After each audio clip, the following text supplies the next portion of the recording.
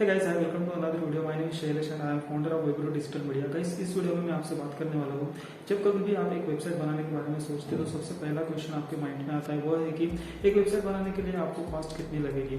तो गाइस, चाहे आपका बिजनेस है या फिर आप अपनी पर्सनल ब्रांडिंग करना चाहते हो, इस रीजन से अगर आप अपनी एक वेबसाइट बनाना चाहते हैं तो वेबसाइट के लिए खर्चा कितना आएगा, इस टॉपिक पे मैं इस वीडियो में बात करने वाला हूँ। तो गाइस देखिए, मैं यहाँ पर मान के चलता हूँ कि आप एक अपने बिजनेस के लिए एक स्टैटिक वेबसाइट बनाना चाहते हैं। स्टैटिक वेबसाइट मीन्स कि आप अपने बिजनेस की सिर्फ उसमें इंफॉर्मेशन रखना चाहते हैं और एक सिंपल एक 5 पेजेस की वेबसाइट बनाना चाहते हैं।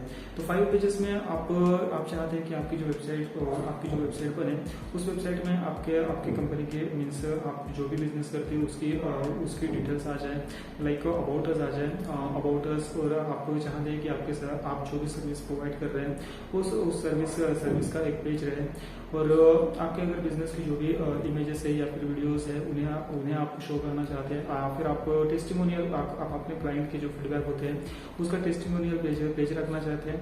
तो ऐसे करके आप एक अपने बिजनेस की एक स्टैटिक वेबसाइट बनाना चाहते हैं जिसमें about us, contact us, service page, gallery या फिर टेस्टिमोनियल का एक पेज, और साथ में आपको आपके बिजनेस के लिए आप लीड जनरेट कर सके, आई मीन कि आपको इंक्वायरी है, इसके लिए आप एक कॉन्टैक्ट अस का फॉर्म लगाना चाहते हैं। तो इस तरह से आप एक सिंपल वेबसाइट बनाना चाहते हैं। तो यह जो वेबसाइट है यह स्टैटिक वेबसाइट होती है। तो यहाँ पर मैं आपके साथ में इसी स्टैटिक वेबसाइट के बारे में बात करने वाला हूँ कि इसे अगर आप बनाते हैं तो आपको कितना मीन्स कॉस्ट लग सकता है। सी गाइस, तो यहाँ पर मैं जो आपको चार्जेस बताने के लिए चाह रहा हूँ, तो इस तरह की अगर वेबसाइट हम बना के देते हैं तो हम कितना चार्ज करते हैं इसके लिए मैं आपको बता रहा हूँ। बट हो सकता है आप आप जिस भी डेवलपर के पास जाए या फिर किसी भी कंपनी के पास जाए तो उनके जो इस तरह की वेबसाइट बना देने की जो कॉस्ट है वह अलग रह सकते हैं, क्योंकि हर डेवलपर और हर कंपनी के जो चार्जेस है वह अलग अलग होते हैं। तो यहाँ पर मैं आपको एक स्टैटिक वेबसाइट जो इंफॉर्मेशन वेबसाइट है आप अपने बिजनेस के लिए या फिर आप जिस भी फील्ड में आप प्रोफेशनल है उसकी अगर आप एक वेबसाइट बनाना चाहते हैं, तो यहाँ पर मैं स्टैटिक वेबसाइट की बात कर रहा हूँ। कितना कॉस्ट लग सकता है। तो देखिए, जब भी आप एक वेबसाइट बनाने के बारे में सोचते हैं तो सबसे पहले आपको 3 मेजर एक्सपेंसेस करने होते हैं, जो कि है कि एक डोमेन जो कि वेबसाइट का नाम होता है, और एक होस्टिंग जो आपकी जो वेबसाइट है वह आप गूगल पर जिस सर्वर पर होस्ट करोगे वह एक होस्टिंग कंपनी आपको प्रोवाइड करेगी, तो आपको होस्टिंग लेनी होती है। और तीसरा जो चार्जेस होता है वो डेवलपर का चार्जेस होता है कि वो डेवलपर जो आपको वेबसाइट बना के दे रहा है उसकी फीस कितनी होगी। तो इन तीनों को मिलाकर एक वेबसाइट की कॉस्ट होती है। और हाँ, वेबसाइट बनाते वक्त आप जिस भी डेवलपर या फिर कंपनी को अपनी वेबसाइट बनाने के लिए दे रहे हैं उन्हें आपके बिजनेस की या फिर आप जिस भी फील्ड में प्रोफेशनल है उसके कंटेंट की नीड होती है।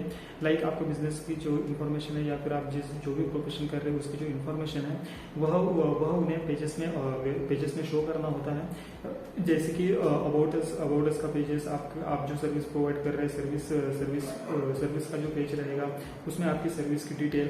तो इस तरह से जो जितना भी कंटेंट होता है वह आप दे रहे हैं या फिर आप कंपनी या फिर डेवलपर से कह रहे हैं, तो इसके भी आप जो कंटेंट का चार्जेस होता है वह एडिशनल हो जाता है।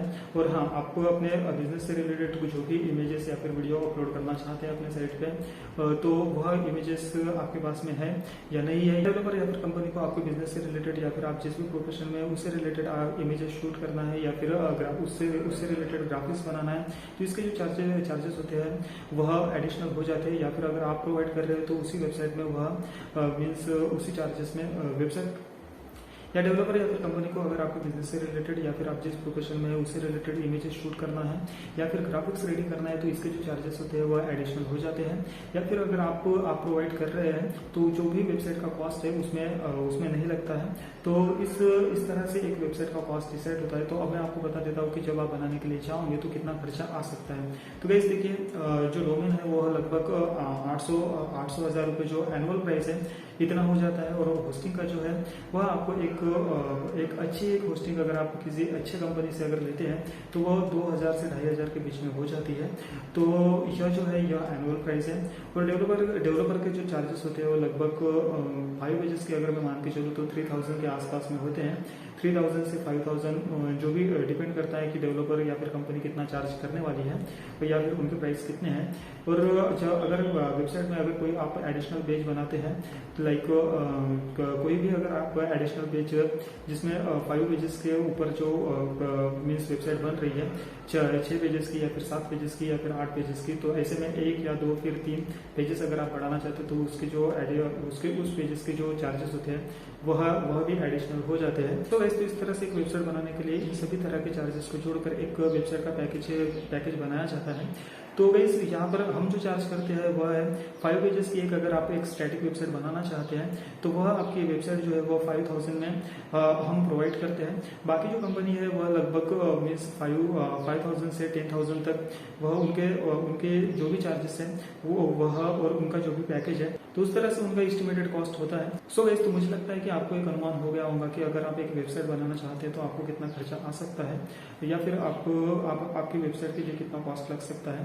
और हाँ, अगर आपको लगता है कि आपकी जो वेबसाइट है वो हमसे बनानी चाहिए तो मैंने वीडियो के नीचे डिस्क्रिप्शन में कॉन्टैक्ट डिटेल्स दे दी है। और हाँ, साथ में अगर आप और कुछ पूछना चाहते हैं तो कमेंट बॉक्स में कमेंट कीजिए। Thanks for watching this video. Bye.